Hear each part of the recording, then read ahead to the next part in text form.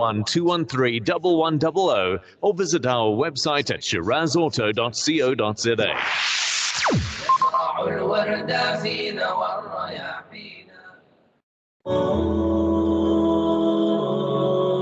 Middle East Report on Sabahul Muslim. James, good morning. Welcome. Good morning. I hope you're doing well. All well, all well. The Yemen war escalates with battle victories by UAE-backed militias and Houthi attacks on the Emirates. Indeed, you've seen what is a significant escalation of the war involving Yemen with the attacks on the United Arab Emirates by the Houthis with missiles and drones. The Houthis have not targeted the UAE for a number of years, but the reason that they're doing that now is that contrary to the UAE's claim that it had left the fighting in Yemen several years ago, it continues to back very strong militia units who in recent weeks have made enormous advances in the provinces of Marib and Shabwa, which the Houthis were more or less about to take. Differences emerge in the US negotiating team with Iran over the revival of the nuclear accord, with two negotiators resigning. Right. So you've had two negotiators, Richard Nephew, who's really a specialist on the sanctions against Iran, very heavily involved in having drafted those sanctions, as well as Ariana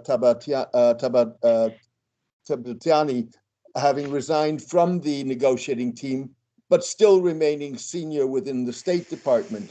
The differences were over the issues of whether or not to make compromises in the negotiations or to take a much harder line and maybe even demand negotiating a new treaty.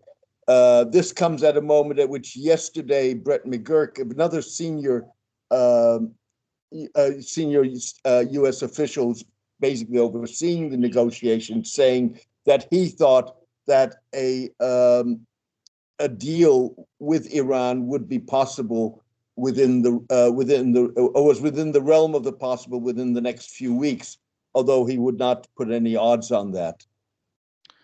Now, meanwhile, Iran could emerge as a winner in the Ukraine crisis. How is that?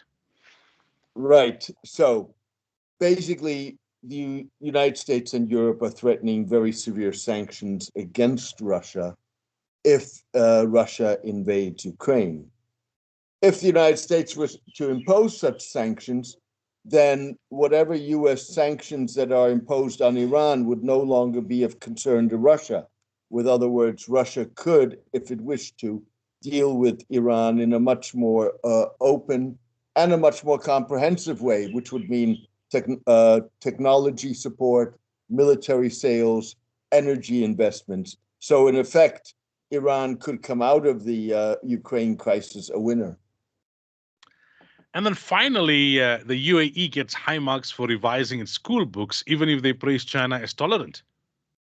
Indeed. So the UAE has, there's an Israeli NGO which is respected that evaluates the school textbooks for peaceful content and the degree to which there may or may not be discriminating content.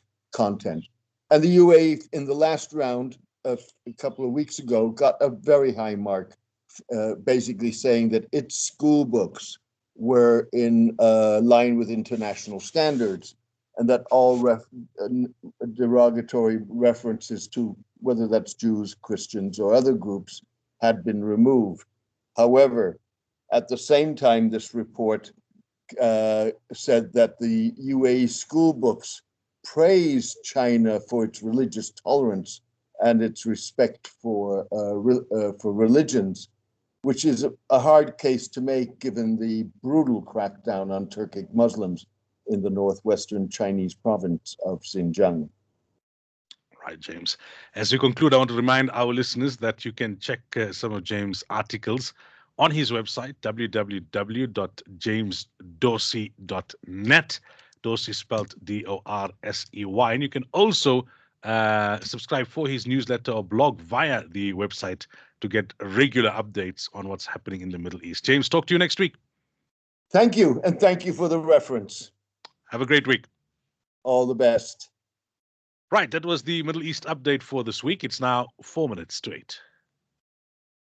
Continental Cash and Carry, over 7,500 square meters of stock and a wide range of cosmetics, homeware, hardware, medical, hair products, and much more. With